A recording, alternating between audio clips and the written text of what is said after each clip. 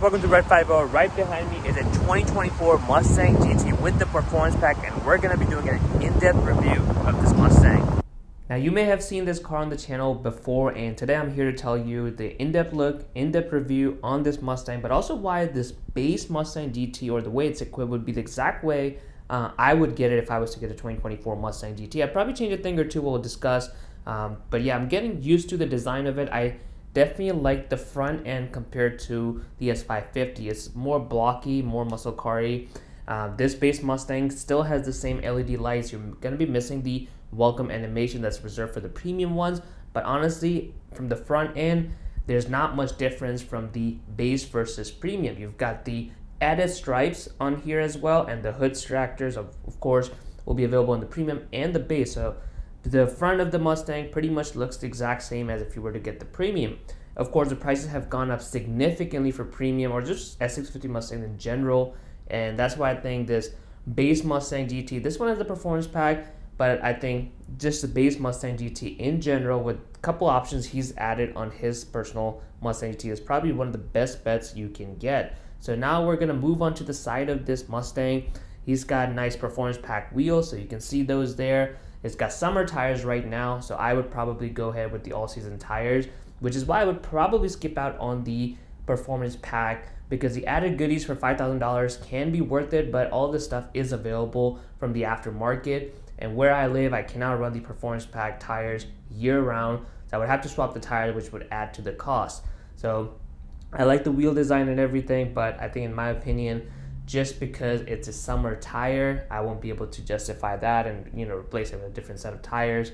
But otherwise, if you want something that is base Mustang GT that's got the performance from the factory, then you can go ahead and get the performance pack. Me personally, that's the one thing I would change about the S650 Mustang if I was to get it. I would get the base Mustang, but I would skip out on the performance pack, only because the Mustang's got tons of aftermarket options, including the parts from S550. Now, moving into the rear, he's got the active exhaust, so he's got the quad exhaust tip, which is something I would definitely get. I think quad exhaust tips just look amazing, and of course, being able to tone it down is one of the best benefits.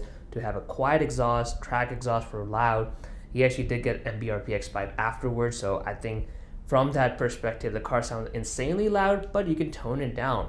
The rear end, I think overall, compared to my S550 Mustang, I'm just not keen on it just yet. I feel the S550 Mustang rear end looks a little bit better. Front, I feel like the S650 looks a little bit better.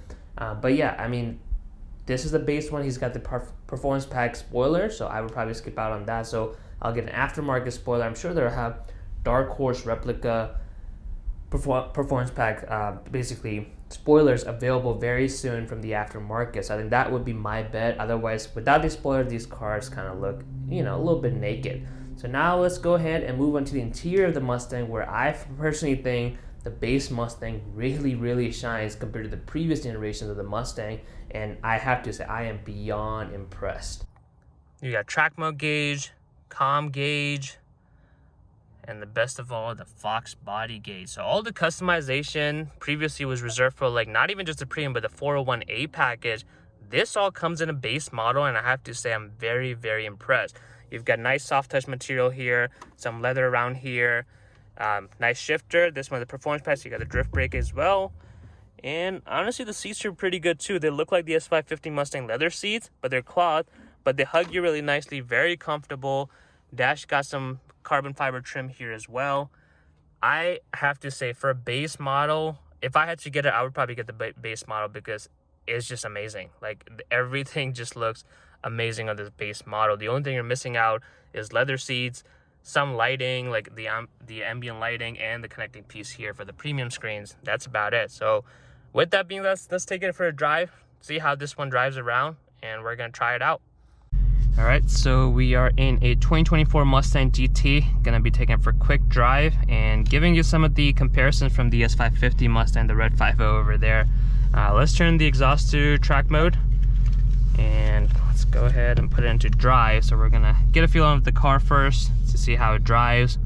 So yeah, we're gonna be going in, driving around for a little bit and getting a feel of the car. Push it a little bit compared to my car to see how it feels. Let's go ahead.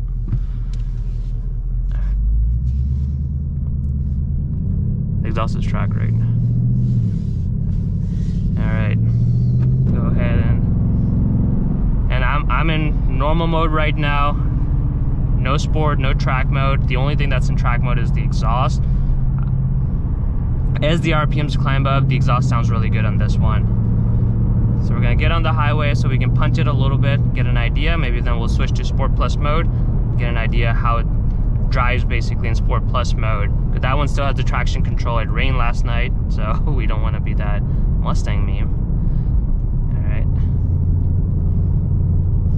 Here on the Ram, like just turning it, it turns in pretty effective. Like it's very, it doesn't take much effort. The steering is heavy, but let me punch it here.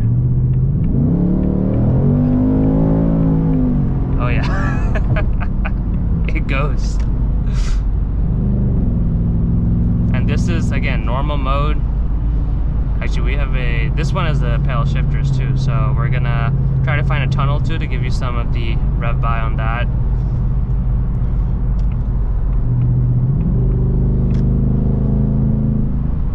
The 10-speed transmission, I don't know if Ford did something with the tuning. It seems a little bit better than what mine did when it was stock. It's not trying to gear hunt. You press the gas, it's gonna go in. There's no hesitation on that. Yeah. I'm sure if I switch it to normal, so Sport Plus mode or track mode, it's probably gonna downshift much quicker. So let's go ahead and try to use the pedal shifters a little bit. Maybe we'll switch to Sport Plus mode here, or Sport mode. I guess they don't have Sport Plus mode on the S650 here.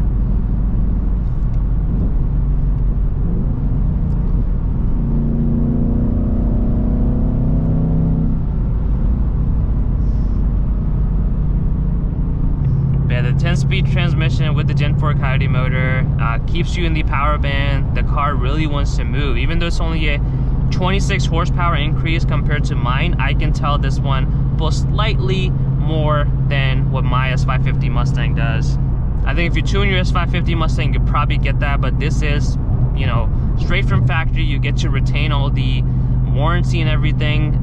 Ford just basically the way they packaged it, I think everything is looks really good. And as I mentioned earlier, having all these gauges and everything in a base model, that's an absolute steal. And if I was to get it, it would have to be a base model. Save some money. You don't need some of the fancy premium or 401A packages.